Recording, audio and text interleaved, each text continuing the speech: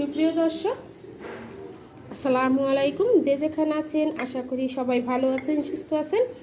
আজকের পর্বে আপনাদের জন্য নিয়ে আসলাম মালাই ম্যাঙ্গো আইসক্রিম। আর এই আইসক্রিমটা খেতে এতটা টেস্টি, আপনারা একবার বাসায় বানিয়ে ট্রাই করতে পারেন। একবার ট্রাই করলে বুঝতে পারবেন যে কতটা টেস্টি। খুব সহজে ঘরে থাকা উপকরণ দিয়ে আর 2টা আম হলেই হয়ে যাবে। দেখবেন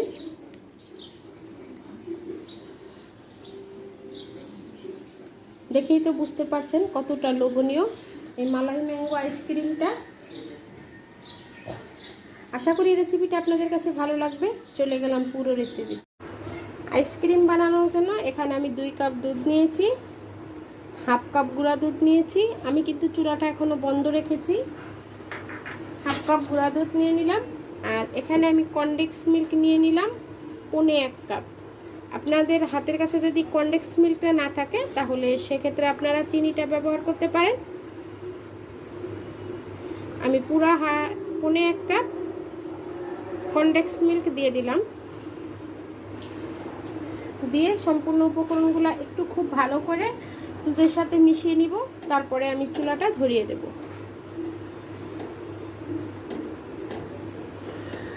এই দুধ, কনডেন্স মিল্ক আর পাউডার দুধ সব কিছু মিলিয়ে একটা মালাই বানাবো আমি।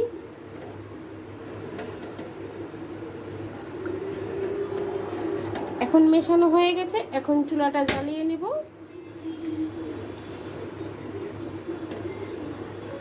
চুলাটা জ্বালিয়ে অনবরত নেড়ে চেড়ে এটাকে মালাই বানিয়ে নেব।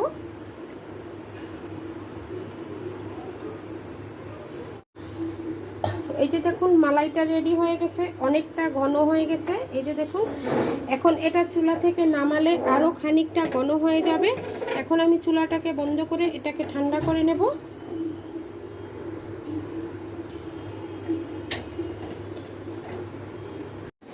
আইসক্রিম বানানোর জন্য এখানে আমি বড় সাইজের 3টা আম নিয়েছি, দেখতে পাচ্ছেন।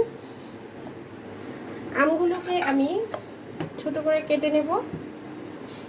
2টা আম আমি ব্লেন্ডারের ঝাড়ে নিয়ে ব্লেন্ড করে নেব। আর একটা আম আমি ছোট ছোট টুকরো করে কিউব করে কেটে নেব।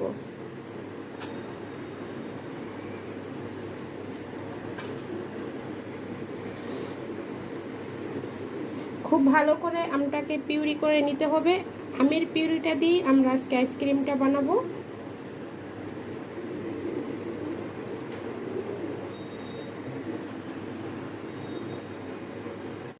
যে আমের পিউরিটা করে নিয়েছি, দেখতে পাচ্ছেন। এখানে 2টা আমের পিউরি করে নিয়েছি আর এখানে একটা আমকে কিউব করে কেটে নিয়েছি।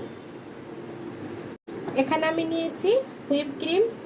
মেজারমেন্ট কাপ দিয়ে প্রথমত 1 কাপ নিয়েছি, তারপরে আবার হাফ কাপ নিয়েছি। টোটালি আমি 1.5 কাপ হুইপ ক্রিম নিয়েছি।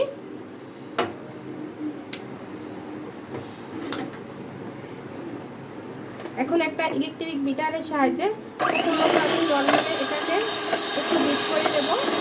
তবে কেকের মতো ক্রিম বানিয়ে দেবো না, অল্প একটু সামান্য বিট করলেই হয়ে যাবে।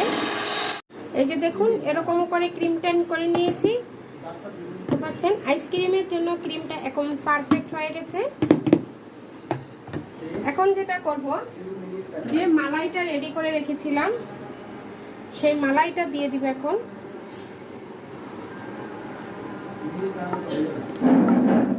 সম্পূর্ণ মালাইটা দিয়ে দিব।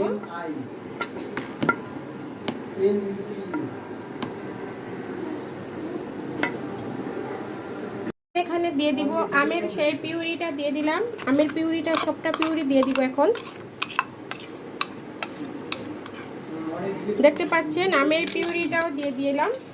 আমের পিউরিটা দেওয়া হয়ে গেলে এখন আমি আবার বিট করে নেব এটাকে।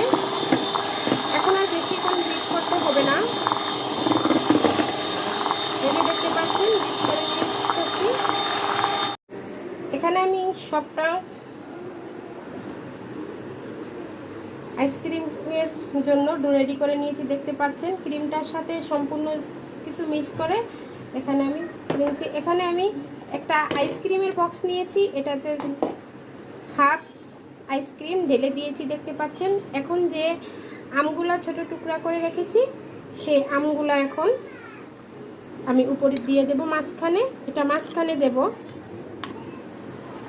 আপনারা না দিলে এটা স্কিপ করতে পারেন, তবে এটা দিলে কিন্তু খেতে খুব ভালো হয়। দিয়ে দিলাম।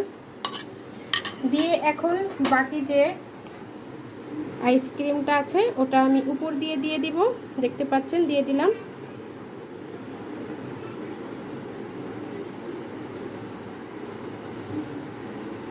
সম্পূর্ণটা এখানে ঢেলে দিয়েছি, দেখতে পাচ্ছেন। এখন এখানে আমি একটু ফুড কালার দেব।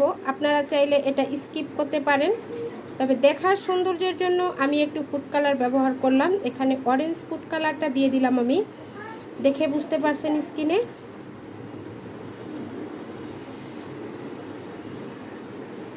দিয়ে এখন আমি সুন্দর একটা ডিজাইন করে নিব। আপনারা চাইলে আইসক্রিমের যে পিউরিটা আছে এটাকে রেখে দিয়ে উপরে সামান্যভাবে দিয়ে দিতে পারেন, দিয়ে একটা ডিজাইন করে নিতে পারেন। আমার কাছে মনে হলো যে অরেঞ্জ ফুড কালারটা দিয়ে যদি একটু ডিজাইন করি তাহলে কিন্তু আইসক্রিমটা দেখতে খুব ভালো লাগবে। আম ফুরিয়ে যাওয়ার আগেই আপনারা এভাবে করে সুন্দর করে আইসক্রিম বানিয়ে নিতে পারেন। বেশি করে বানিয়ে সংরক্ষণ করে নিতে পারেন, কারণ বাচ্চারা তো আইসক্রিম খেতে খুব পছন্দ করে।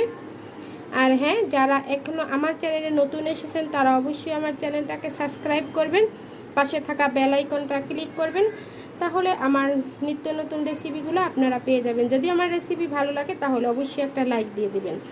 আর যারা ফেসবুক থেকে দেখছেন তারা আমার পেজটাকে ফলো করে একটা লাইক দিয়ে দিবেন। আর আপনারা আপনাদের ফ্রেন্ড এবং ফ্যামিলির মাঝখানে বেশি বেশি করে শেয়ার করবেন।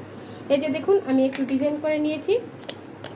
এখন এটাকে আমি ঢাকনা দিয়ে ডেকে ফ্রিজে রেখে দেব। এটা আজকে আমি সন্ধ্যার সময় বানিয়েছি, সারা রাত ফ্রিজে রেখে দেব। কালকে সকালে আপনাদেরকে পরিবেশন করে দেখাবো কেমন হয়েছে আমার আইসক্রিমটা।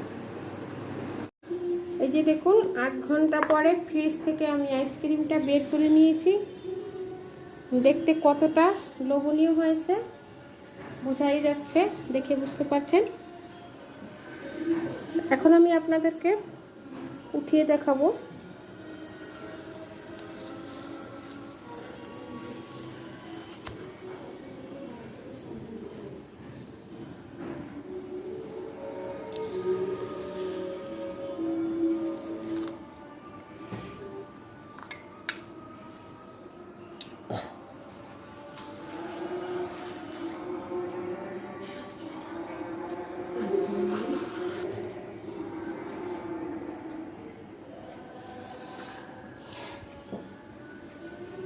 দেখে বুঝতে পারছেন কতটা লোভনীয় হয়েছে। আপনারা এভাবে বাসায় বানিয়ে খেতে পারেন, আর একটু বানালে বেশি করেই বানাবেন, কারণ এটা এতটাই টেস্টি হয় যে একবার খেলে বারবার খেতে ইচ্ছে করবে। আর এখনও তো আমের সিজন, আপনারা একসাথে বানিয়ে 2-3 মাস জন্য ফ্রিজে রেখে বাচ্চাদেরকে খাওয়াতে পারেন। আর প্রচণ্ড গরমে এই আইসক্রিমটা খেতে এতটা টেস্টি হয় যে আপনারা বাজার থেকে কিনে এনে না খেয়ে ঘরেই বানিয়ে নেন এই আইসক্রিমটা। আশা করি আজকের রেসিপিটা আপনাদের কাছে ভালো লেগেছে। যদি ভালো লেগে থাকে তাহলে লাইক, কমেন্ট এবং বেশি বেশি করে শেয়ার করবেন। আজকে এই পর্যন্তই। সবাই ভালো থাকবেন, সুস্থ থাকবেন। আল্লাহ হাফেজ।